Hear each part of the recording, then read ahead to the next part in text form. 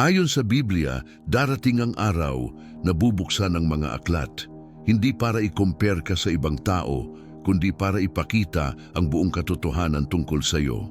Hindi ka pwedeng tumakbo roon at hindi ka pwedeng magpanggap.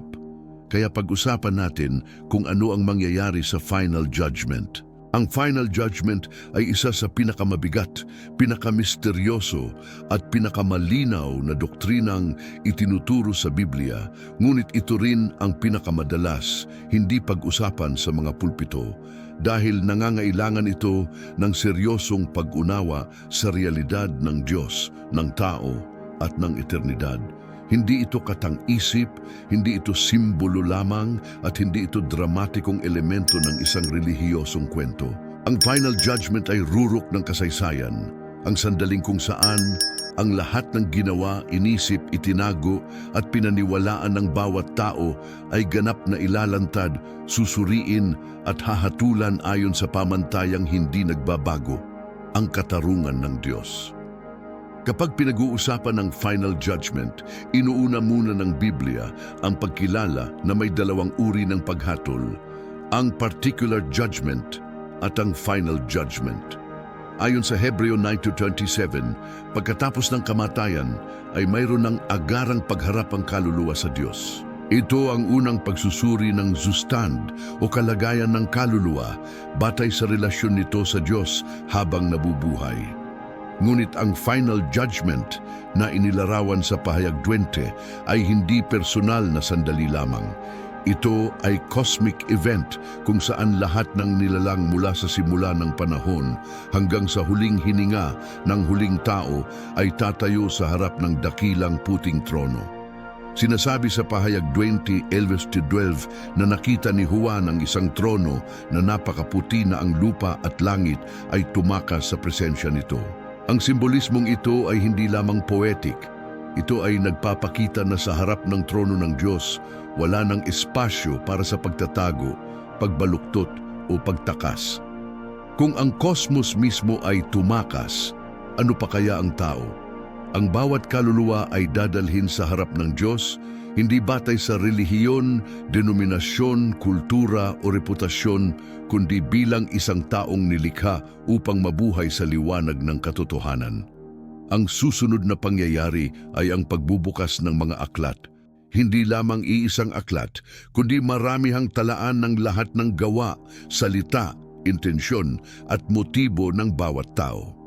Sa teolohikal na lente, ang bukas na aklat ay hindi literal na notebook na may tinta. Ito ay representasyon ng perpektong memorya at katarungan ng Diyos. Sa sandaling iyon, lahat ng itinago ay malalantad. Hindi para ipahiya ang tao, kundi upang ipakita ang katotohanan ng walang filter. Kung sa lupa ay kaya nating itago ang nararamdaman, pwede nating pagandahin ang imahe, pwede tayong magkunwari, pwede tayong tumakbo mula sa katotohanan. Ngunit sa final judgment, ang mismong katotohanan ang hahabol sa atin. Kasabay ng pagbubukas ng mga aklat, may isa pang aklat na napakahalaga, ang aklat ng buhay. Ang presensya ng aklat na ito ay nagbibigay ng balance sa larawan. Hindi lamang paghatol ang final judgment, kundi paghahayag ng awa, katapatan at panawagan ng Diyos. Ayon sa Biblia, ang pangalan lang ng mga tumanggap sa kabutihan at pananampalataya kay Kristo ang nakasulat dito. Ngunit mahalagang unawain na ito ay hindi checklist ng mabubuting gawa. Ito ay listahan ng mga taong nagpakumbaba, umamin at tumanggap sa katotohanan tungkol sa sarili at sa Diyos. Sa philosophical theology, ang Book of Life ay representasyon ng relational truth. Ang taong nakipag-ugnayan, kumilala at sumuko sa katotohanan ng Diyos ay kabilang sa Kanya. Pagkatapos nito ay ang mismong proseso ng paghatol at dito pumapasok ang pinakamalalim na dimensyon. Ang paghatol ng Diyos ay hindi arbitraryo, hindi emosyonal at hindi pabago-bago. Ang Diyos ay hindi galit na naghahanap ng mali. Siya ay hukom na naghahayag ng totoo. Kung may maling pagkaunawa sa kulturang Pilipino tungkol sa judgment, ito ay ang ideya na baka maintindihan naman ako ng Diyos o alam naman niya ang sitwasyon ko. Ang totoo, mas kilala ka ng Diyos kaysa sa sarili mo. Kilala niya ang intensyon mo, kilala niya ang dahilan ng bawat pagpili, at kilala niya ang mga sandali na pinili mong umiwas sa liwanag kahit alam mong mali. Sa final judgment, haharap ang tao hindi bilang biktima, hindi bilang aktor, hindi bilang relihiyosong nilalang, kundi bilang kung sino talaga siya, hubad, totoo at walang pagtatago. At ang paghatol ay batay sa dalawang bagay, ang katotohanan ng puso at ang tugon sa biyaya. Hindi ito eksaminasyon ng ilang beses kang nagsimba, ilang bersikulo ang memorized mo, o ilang kabutihan ang ginawa mo. Ang mas tanong ng Diyos ay, kanino ka nabuhay? Sino ang sinunod mo? Sino ang minahal mo? Sino ang sinamba mo sa mga lihim na desisyon ng buhay mo? Pagkatapos ng paghatol, may dalawang eternal na destinasyon, ang bagong langit at bagong lupa at ang dagat-dagatang apoy.